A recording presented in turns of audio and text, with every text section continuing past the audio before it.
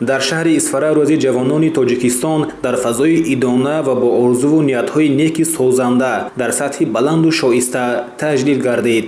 нахуст ҳазорҳо нафар ҷавонони худогоҳу созандаи шаҳру диёти Исфара бо шиорҳои ватандӯстонаву парчамҳои давлатӣ дар хиёбони маркази шаҳр раҳпаймоӣ намуда ҷонибдории худро аз сиёсати созандаву бунёдкоронаи сарвари давлат ва ҳукумати ҷумҳурии Тоҷикистон иброз доштанд. бояд тазаккур дод ки алҳол дар ҳудуди шаҳру диёти Исфара беш аз 90 000 ҷавонони то 30 сола зиндагӣ ба сар мебаранд ки дар пешбурди соҳаҳои иқтисодиёту иҷтимоиёт нақши назаррас доранд. Тоҷикистон аслан кишвари ҷавонон аст. аз ин рӯ роҳбарияти ҳукумати ҷумҳурӣ ҳанӯз баробари ба даст овардани истиқлолият бо амалӣ намудани сиёсати давлатӣ зарурати ташаккули сиёсати ҷавононро дар ҷомеа ба инобат гирифта.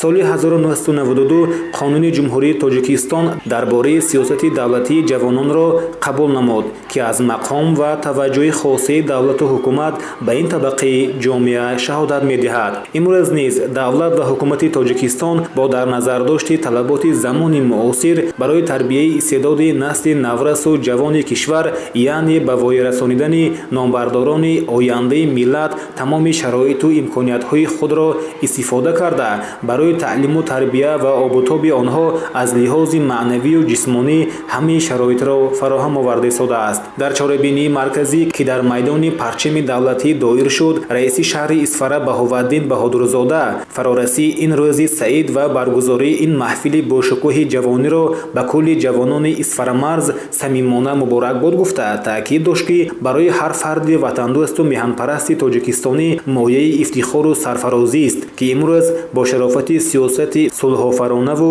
ваҳдатгароёна, хиратмандонаву инсондӯстонаи асосгузори сулҳу ваҳдати миллӣ пешвои миллат президенти ҷумҳурии Тоҷикистон муҳтарам Эмомалӣ Раҳмон Тоҷикистони соҳибистиқлол дар роҳи бунёди давлати демократӣ, ҳуқуқбунёд, дунявӣ, иҷтимоӣ ва ягона қадамҳои устувор мегузорад. мафсуф ҳамасола дар сатҳи баланди ҷамъиятиву сиёсӣ таҷлил гардидани рӯзи ҷавононро далели рафшани таваҷҷӯҳ ва шаҳодати ғамхориҳои пайвастаи давлату ҳукумат нисбат ба насли ҷавони кишвар арзёбӣ намуд. имрӯзҳо воқеан ҳам ҷавонон тавассути фаъолияти пурсамар дар кулли соҳаҳои иқтисодиёту иҷтимоиёт дар болоравии иқтидори ватани маҳбуб ва таҳкими пояҳои истиқлолияти давлатӣ саҳми назаррас мегузоранд. роҳбари давлат, ҳукумати ҷумҳурии Тоҷикистон ва мақомотҳои иҷроии ҳокимияти давлатӣ дар вилоят ва шаҳр ҷиҳати таъмини ҳамқадамии бештари ҷавонони кишвар бо ҷавонони ҷаҳони мутараққӣ чораву тадбирҳои зиёд меандешанд.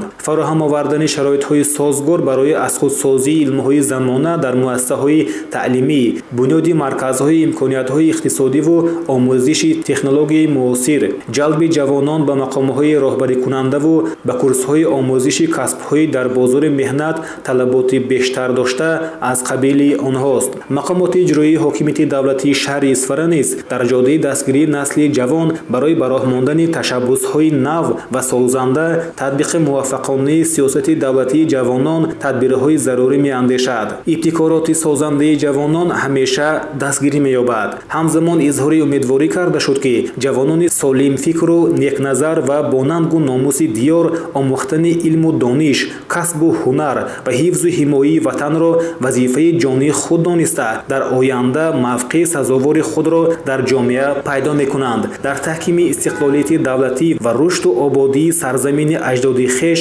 саҳми арзанда мегузоранд. дар идомаи чорабинӣ аз ҷониби аҳли ҳунар барномаи идонаи фарҳангӣ намоиш дода шуд ки саршори меҳру муҳаббати беандоза ба меҳани маҳбуб, саодат ва эҳсоси беназири айёми ҷавонӣ, шукронаи фазои осудаву ором ва раванди маъракаи азими бунёдкориву созандагӣ саросари мамлакат буд.